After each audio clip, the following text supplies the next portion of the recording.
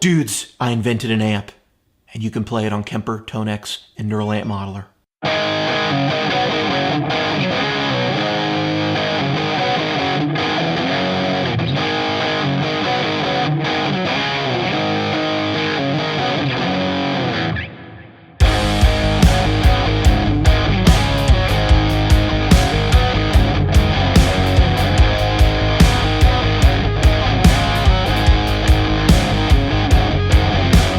Normally, creating your own amplifier would involve a lot of soldering and components and technical know-how. I have pretty much none of that, but what I do have is real love and knowledge of tone, and I've got a bunch of amps in my place. I've got a collection of maybe, I don't know, 40 or 50 amps at this point.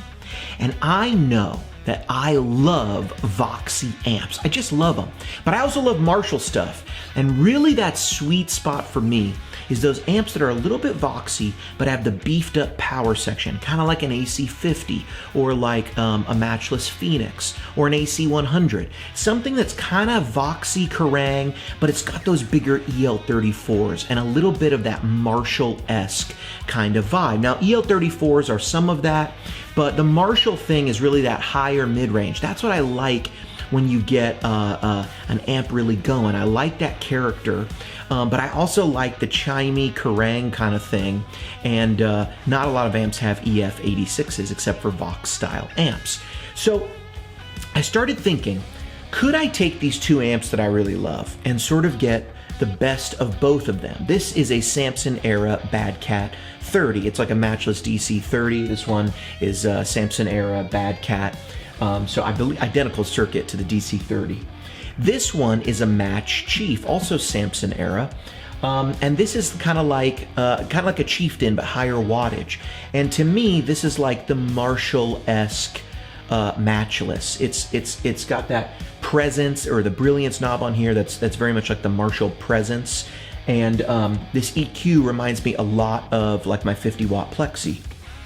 Well, I started trying to think, how can I get these two things to come together? Well, there's no effects loop in this amplifier, but there is in this one. So I wasn't able to take the preamp out and put it into this amp. So I had to get a little bit creative, and I started playing around, and I stumbled upon something really cool. I took the output of this amp, the actual speaker output, and I couldn't plug it in here without damaging the amplifier. So instead, I loaded it down with this aux box. I had to like kind of put this rig together, this like jerry-rigged kind of like thing to make this work over here. I had to unplug a bunch of stuff and move. Anyway, I took the whole output of this amplifier, EL34s and everything, and I brought it into the aux box and then ran it into this Matchless. It kind of had some cool fuzzy stuff going, but there was just too much Kerrang in the high end, too much like just the bassy stuff was too much. So I thought, okay, I wonder if I could tailor that EQ down into something where I could use those 84s as a type of gain stage that could really be like a 3 series gain stage, like 12AX7 or EF86, depending on where I go here, then into EL34s and really get some of that Voxy chime and kind of Kerrang out of it. And then could I take that and put it into here? I was able to use an EQ, an outboard EQ. I'm using a JDK dual EQ. It's an R24. And so it's got the high and low shelving capability. And with some massaging, I was able to really cut out some problem frequencies, really tame the high end, and make it something that the Matchless power section here, the EL34 power section, kind of would like to see. And what you get is this really aggressive, but also super cool and unique sounding thing.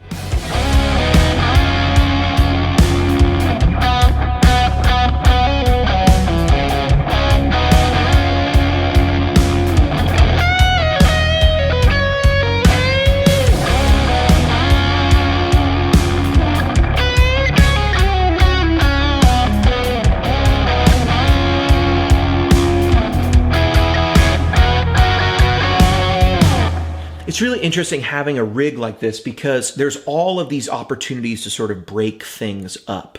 You know, there's breakup in the preamp, there's breakup in the EL34 section, which is now like a middle section, and then there's breakup in the EL34 section. This is where things got interesting, because if you're not careful, everything can get too bloated and like fuzzy. But I was able to pull out like some really nice kind of cleans out of this thing, and with the right speaker, like the greenback speaker, all of these have greenback, H30, so like M, H, and X are the designations, and that's 25 watt greenback, 30 watt greenback, or H30, depending on how you understand that speaker, or X for Alnico Silver.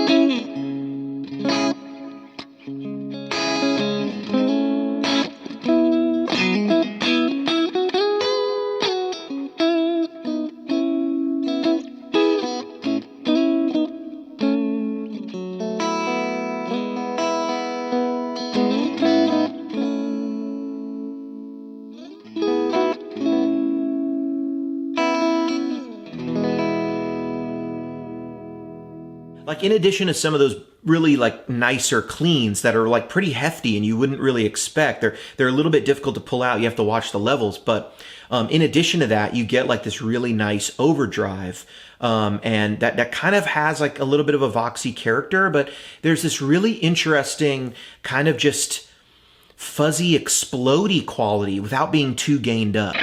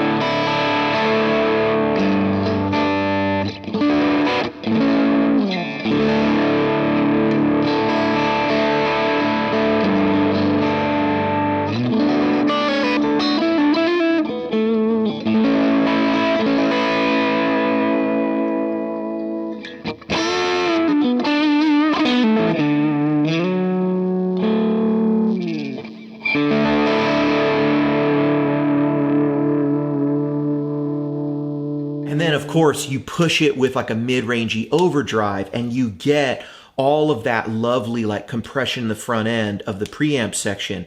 But you also, because you've got it cooking, are gonna get just sort of that pull and compression, that tightness of the EL34s, and then it's all just made bigger with the 34s in the back end.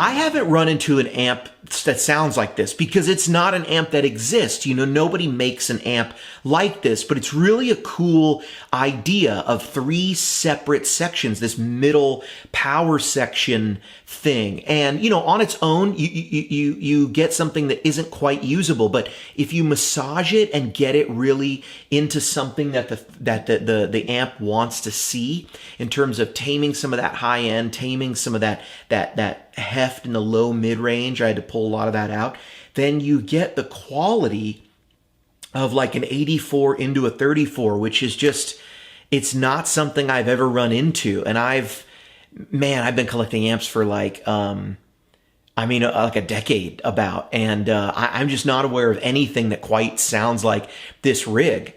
And that's why we've called it the Monster, because I've created a monster. It's available for Kemper, Tonex, and NAMM, and probably soon for Helix. I'll get that out in the next week or two. I hope you guys enjoy it. HW, out.